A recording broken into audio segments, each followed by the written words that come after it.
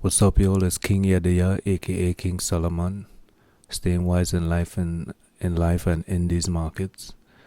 Your boy just woke up, so forgive my little stuttering or my little punchline. It's 3:12 a.m. Eastern Standard Time. I'm in New York, and we're here to work on these charts and try and hit these take profits and stuff like that. So we got some congestion here on the US dollar. Right now I'm looking at it, it's looking weak to the upside. A lot of wick rejections. We got steady volume, but we're not pushing up, right?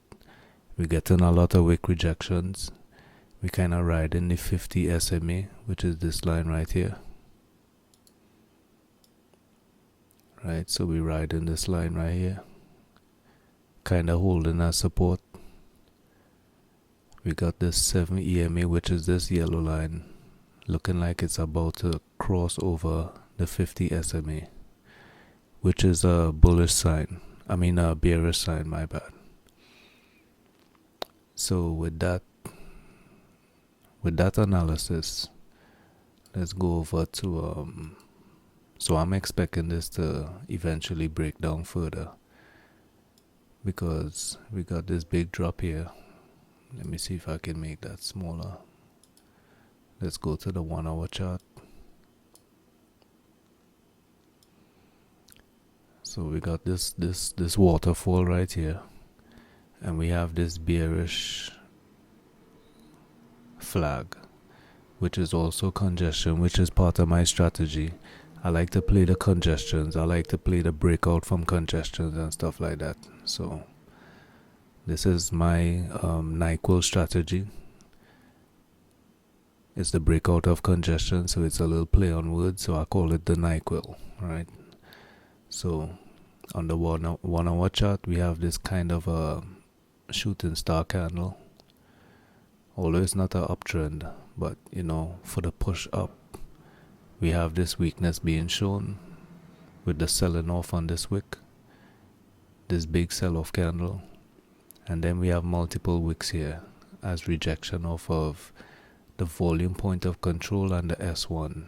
The volume point of control is the green line right here, and the S1 is the Camarilla resistance, right? So as we have that technical analysis, let's go over to GBPUSD. Let's switch back over to the 15, drag this back across. Let's see, I'm gonna pull out.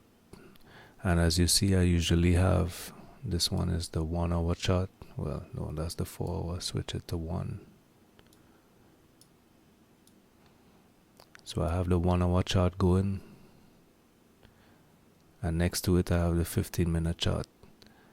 So I use this kind of as my major analysis chart, and this is kind of like my more detailed entry chart, which is the 15-minute. So let me pull out that. And as you can see, we have the congestion from the end of the New York session into the Asian session, and now we hitting the London session. We got the volume coming in.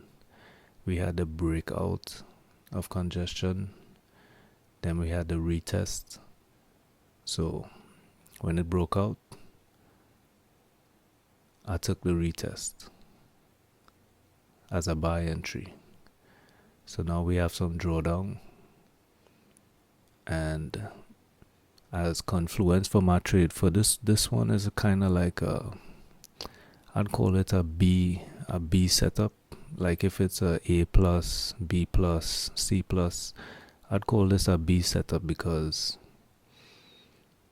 let's say, alright, so the 7 EMA, which is the yellow line, that crossed over, giving it the bullish sign. But this is one of the things that I kind of take away some points from this trade, right? And this is something I set up. Now I call this my currency strength navigator, right? So I put these are alright, so the white line here, let me see if I can pull out my arrow. The white line is the US Dow Jones FXCM, right? The blue line is the British pound futures, right? So as you can see, this was pushing up, this was pushing down, right? So they cross paths, but the US dollar stalled or held support here and pushed up. And now we have the pound pushing down. So signifying strength in the move up in my trade, it's not really that good, right? Because this is supposed to keep moving up, right? And this is supposed to keep moving down. So the farther apart they are, it gives your trade how could I call it, like more correlation, more strength, because this signifies strength in the futures market, like how they regard it, if it's gonna go up or if it's going down, you know. So it's kind of like a currency strength navigator. That's how I use it.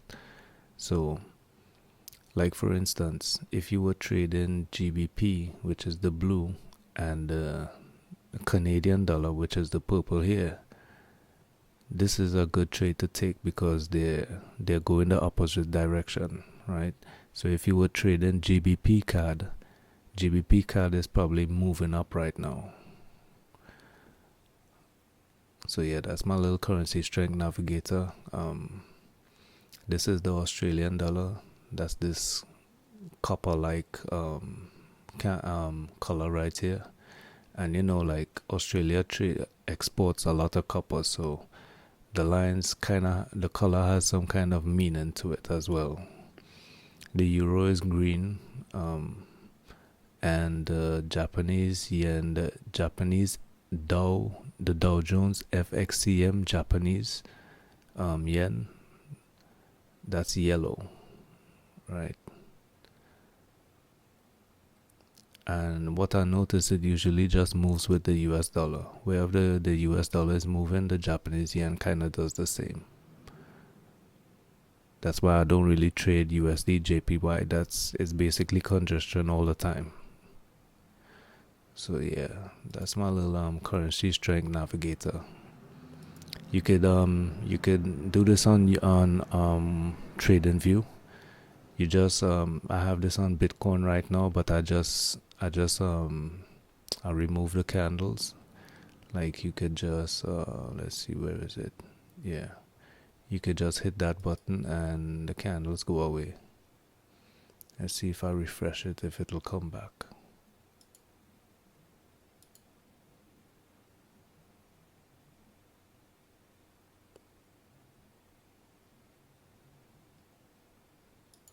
Alright, so that didn't save. Come on, you're coming back or not? Yeah, I think I have like off the screen. I've enlarged this so much that it came off the screen, so you won't even see it. So yeah, you could put it on, like, you know, go to any chart that you really don't want to observe, like whatever pair you don't want to observe, just click that button right there. It takes away the candles, and you just go to compare, and you see I have the Canadian dollar. You just type in this here, you type in the JPY basket. This is the Australian dollar, this is the euro, this is the British pound, and this is the US dollar. And you just type those in, and you can create your own currency strength navigator. So yeah, that's my little trade setup right there, y'all. Oh yeah, let me show you. Let me go to the 1 hour. So I'm basically doing like a 2-to-1. Put my stop loss below structure. That's my price, my stop level. That's my profit level. And my entry price.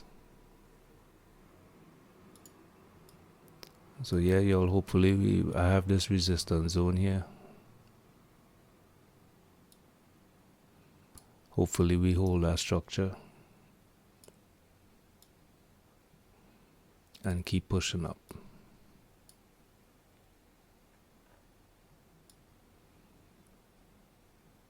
Right now it's not looking too good with all this big red candles and stuff like that. But hopefully it gains some strength. We need the US dollar to break down a little bit. And right now it's pushing up. See, that's the US dollar right there, kind of pushing up. Hopefully it keeps on hitting that resistance, wicking out at the R2 and push down. And then my trade will be, good to go. But it's only a B setup, so I ain't got much faith in it. I didn't really take a big position anyway, so we'll see what's up. We kind of holding the 50 SMA. That's good. So alright, y'all, it's your boy King Yediya, aka King Solomon, staying wise in life and in these markets, trying to hit them take profits. And thanks for watching. See y'all on the next one. Peace and love.